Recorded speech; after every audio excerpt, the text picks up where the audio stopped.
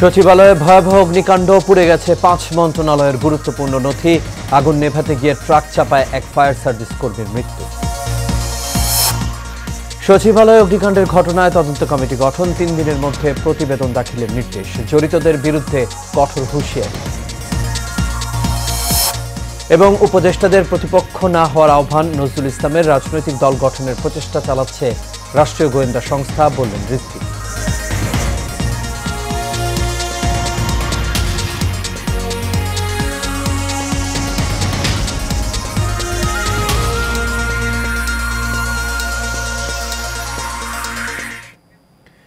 সবাইকে স্বাগত Asian prime নিউজে। দর্শক, পুরো সংবাদ জুড়ে আপনাদের সঙ্গে আছি আমি আনোয়ার রাজা। এতক্ষণ শুনছিলেন বিআরবি কেবল ইন্ডাস্ট্রিজ লিমিটেড সংবাদ শিরোনাম।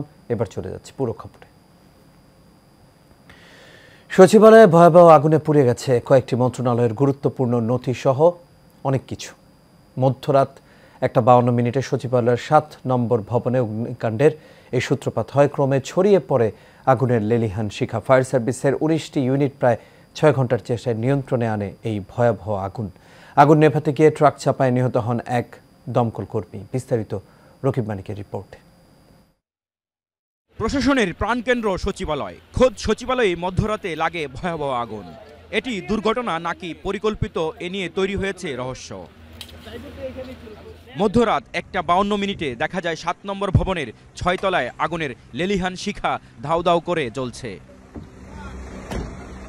6 তলা থেকে 9 তলা পর্যন্ত সবকিছু পুড়ে শেষ হয়ে যায়।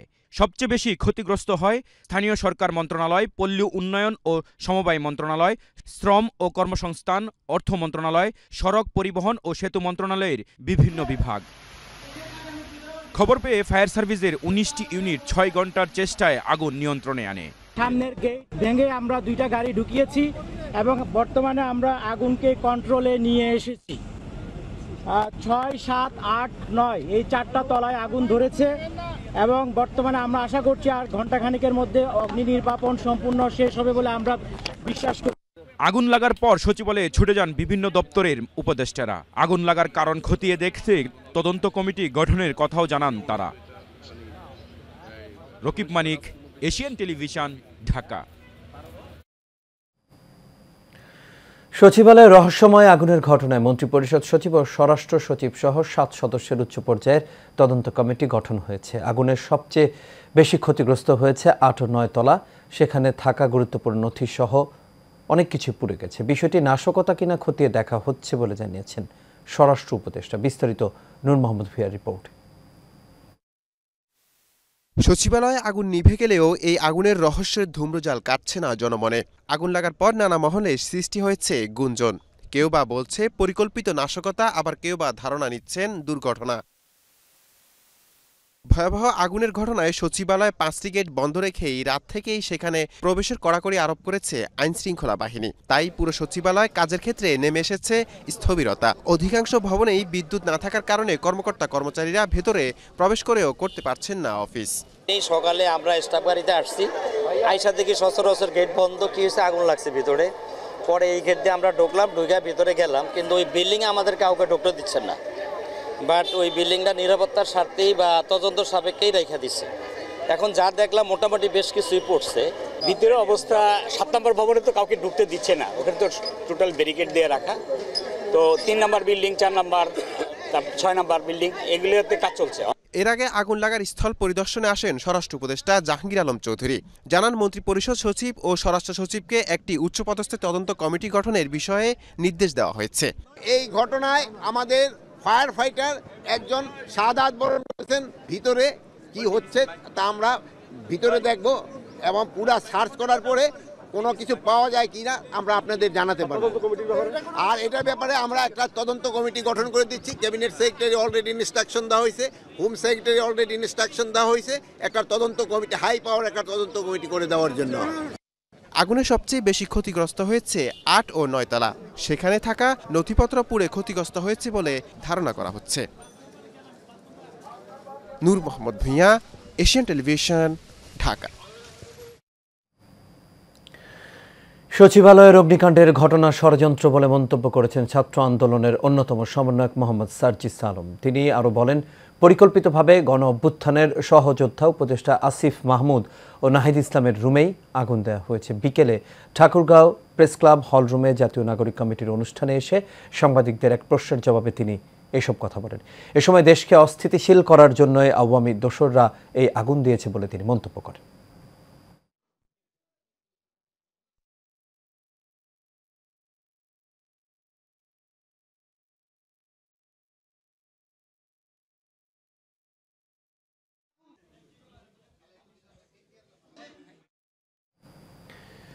উপদেষ্টাদেরকে রাজনীতিবিদদের প্রতিপক্ষ না হওয়ার আহ্বান জানান বিএনপির স্থায়ী কমিটির সদস্য নজরুল ইসলাম খান। ঢাকা রিপোর্টার্স ইউনিটিতে আয়োজিত এক অনুষ্ঠানে এই কথা বলেন তিনি। এ সময় রাষ্ট্রীয় গোয়েন্দা সংস্থা রাজনৈতিক দল গঠনের প্রচেষ্টা চালাচ্ছে বলে মন্তব্য করেন বিএনপির সিনিয়র যুগ্ম মহাসচিব রুহুল কবির রিজভী।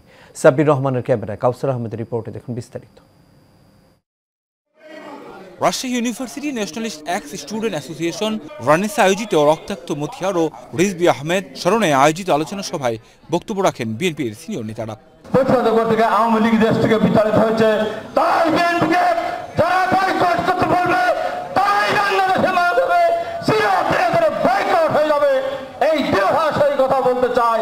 এ সময় বিএনপির সিনিয়র যুগ্ম মহাসচিব রুহুল কবির রিজভী সেই দিনগুলোর কথা স্মরণ করে চলমান ষড়যন্ত্রের বিষয়ে কথা বলেন। জানান, নির্বাচনে কারা নির্বাচিত হবে রাষ্ট্র গোয়েন্দা সংস্থাগুলো যদি তা নির্ধারণ করে দেয় তাহলে আত্মত্যাগ বৃথা যাবে। মঈনুদ্দিন ফখরুদ্দিনরা যে চেষ্টা করেছেন, শেখ হাসিনা গোয়েন্দাদেরকে দিয়ে যে কাজ করছেন, এখনো তো আমরা সেটা শুনছি। গোয়েন্দা সংস্থার বিভিন্ন লোকরা বিভিন্ন এলাকায় গিয়ে মানুষজনকে বলছে যে অমুক অমুক লোকের সাথে আপনারা যোগাযোগ করুন। এটা তো করতে পারে না। এর জন্য তো এত আত্মদান মানুষ যেটি করেছে তারা তো করতো না। পরে প্রধান অতিথির বক্তব্যে দলটির স্থায়ী কমিটির সদস্য নজরুল ইসলাম খান উপদেষ্টাদের সব বিষয়ে মতামত তুলে না ধরে যে গণতন্ত্রের জন্য লড়াই সংগ্রাম হয়েছে সেই গণতন্ত্র ফিরিয়ে দেওয়ার লক্ষ্যে সরকারকে কাজ করার আহ্বান জানান। যে গণতন্ত্রের জন্য আমরা লড়াই দীর্ঘদিন ধরে করে চলেছি, সে গণতন্ত্র পুনঃপ্রতিষ্ঠার ক্ষেত্রটা প্রস্তুত করে একটা নির্বাচনের আয়োজন করবেন, তাই তো? তাহলে এই প্রতিষ্ঠিত যেসব রাজনৈতিক দলগুলি, তাদের সম্পর্কে কমেন্ট করা, সমালোচনা করার কি দরকার তাদের? তারা কি প্রতিপক্ষ আমাদের?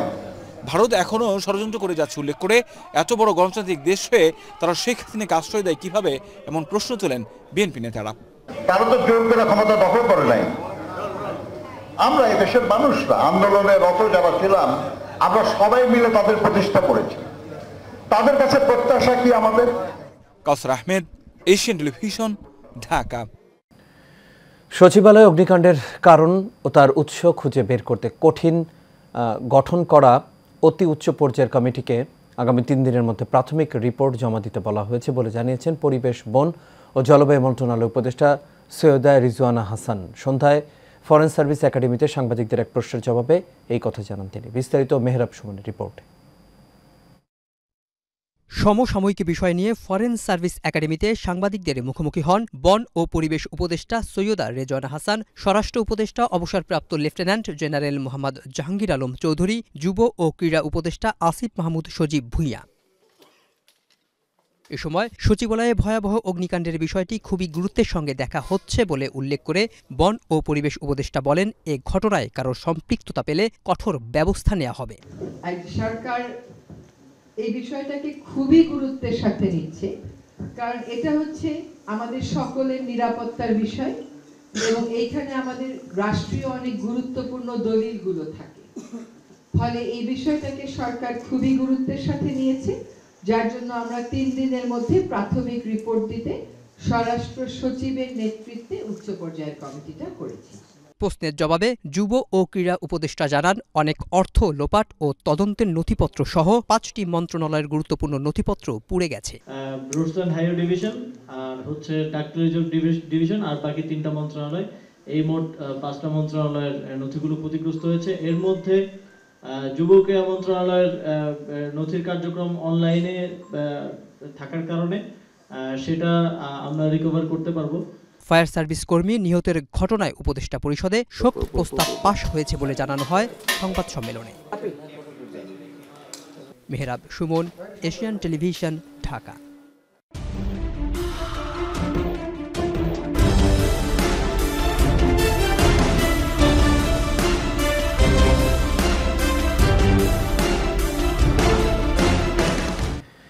সিলেটের জৈন্তাপুর সীমান্তে ভারতীয় খাসিয়ার গুলিতে মোহাম্মদ মারুফ মিয়া নামে এক কিশোরের মৃত্যু হয়েছে। দুপুরে উপজেলার মিনাটিলা সীমান্ত এলাকায় এই ঘটনা ঘটে। 48 বিজিবির অধিনায়ক লেফটেন্যান্ট কর্নেল মোহাম্মদ হাফিজুর রহমান জানান, দুপুরে মারুফ সহ আরও কয়েকজন ভারতের অভ্যন্তরে খাসিয়াদের সুপারি বাগান এলাকায় যায়। তাদের মধ্যে দ্বন্দ্বের এক পর্যায়ে ভারতীয় খাসিয়া মারুফকে গুলি করে।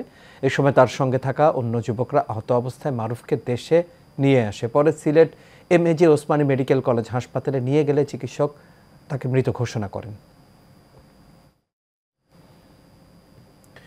বৈষম্য বিরোধী ছাত্র আন্দোলনে হামলাকারী ও হত্যা মামলার আসামিদের মাটি কাটা, জুলুম, অত্যাচারের প্রতিবাদে মানববন্ধন ও বিক্ষোভ মিছিল করেছেন এলাকাবাসী। দুপুরে উপজেলার বিরাবো এলাকার এই প্রতিবাদ কর্মসূচি অনুষ্ঠিত হয়। এ সময় বক্তব্য রাখেন তাইরুল এলাকার বাসিন্দা ভুক্তভোগী গোলজার হোসেন, সোহেল পাঠান, শ্যামলী আক্তার ও বৈষম্য বিরোধী ছাত্র আন্দোলনের নেতা রিফাত হাসান।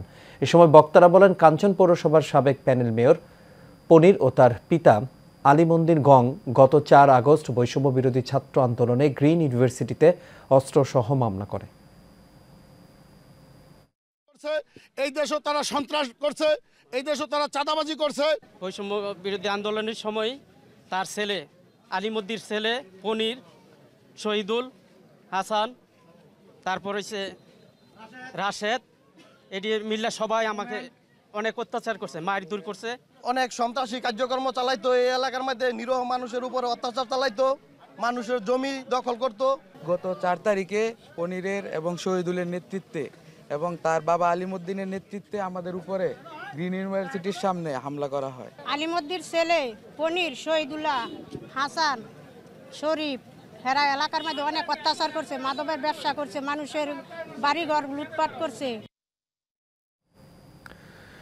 কক্সবাজারের মহেশখালী উপজেলার কালারমারছড়া ইউনিয়নে মিথ্যা চাঁদাবাজির মামলা দিয়ে হয়রানির প্রতিবাদে সংবাদ সম্মেলন অনুষ্ঠিত হয়েছে। উত্তর নলবিলা বাহিরের ঘোনা নামক চিংড়ি ঘেরের কামার ঘরে অগ্নিসংযোগের ঘটনা না ঘটলেও স্থানীয় এনাম ও গিয়াসউদ্দিন গং এই মিথ্যা মামলা দিয়ে হয়রানি করেছেন বলে অভিযোগ করেছেন কালারমারছড়া ইউনিয়ন শ্রমিক দলের সাধারণ সম্পাদক আনিসুল ইসলাম ছোটন।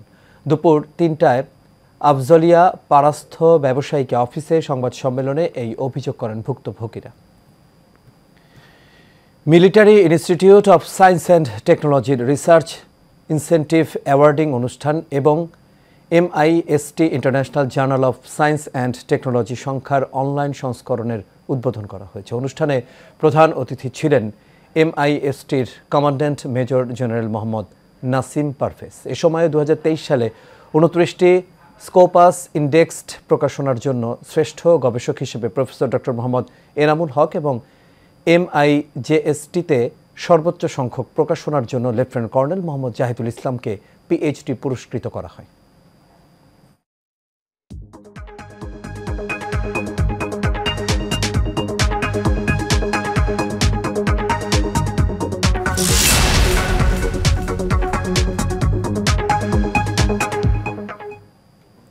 এবার এক্সিম ব্যাংক বাণিজ্য সংবাদ। ক্রেতা সাধারণের বাজেটের মধ্যে মনের মতো বিলাসবহুল ফ্ল্যাট অথবা ভাড়ার টাকায় থাকার মতো আবাসন নিশ্চিত করতে নেস্ট ল্যান্ডমার্ক বদ্ধপরিকর। রিহ্যাব মেলায় এই কথা জানান নেস্ট ল্যান্ডমার্ক লিমিটেডের CEO SM শামসুল আলম সূচক। রাজধানীর আগারগাঁওয়ে আবাসন ব্যবসা খাতের বৃহত্তম প্রদর্শনী রিহ্যাব মেলা 2024 চলছে। 27 ডিসেম্বর পর্যন্ত চলা এই মেলায় নেস্ট ল্যান্ডমার্ক লিমিটেড প্রথমবারের মতো অংশগ্রহণ করেই দৃষ্টি কেড়েছেন ক্রেতাদের। এরই মধ্যে প্রতিষ্ঠানটি ঢাকার বসুন্ধরা আবাসিক এলাকা, আফতাবনগর ও জলশিরি এলাকায় বেশ কয়েকটি দৃষ্টিনন্দন আবাসিক প্রজেক্ট শেষ করেছে। চলমান রয়েছে আরও বেশ কয়েকটি।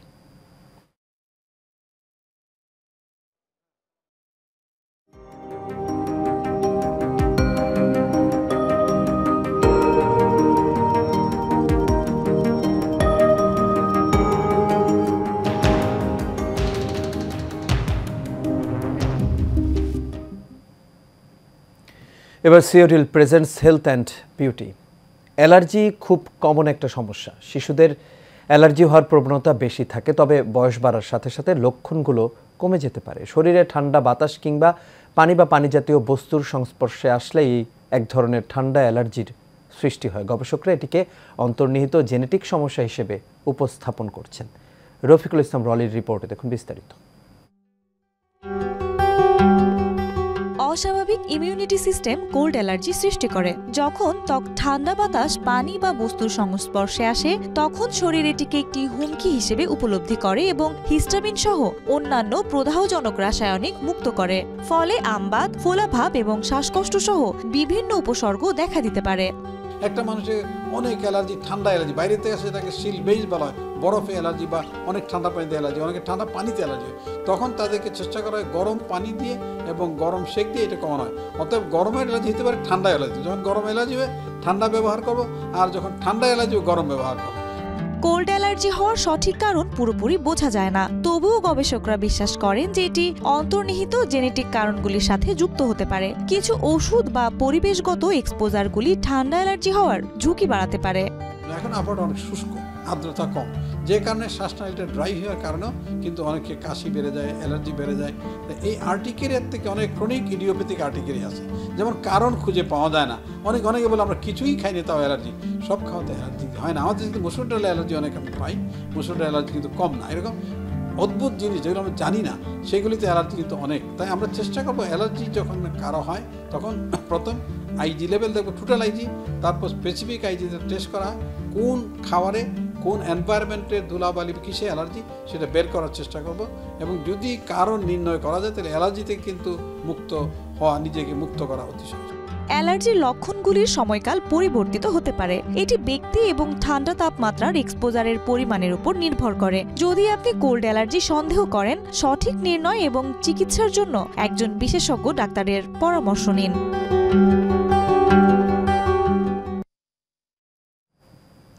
আর এরই সাথে শেষ করবে এশিয়ান প্রাইম নিউজ। তবে যাবার আগে বিআরবি কেবল ইন্ডাস্ট্রিজ লিমিটেড সংবাদ শিরোনামগুলো দেখে নেব দর্শক আরও একবার।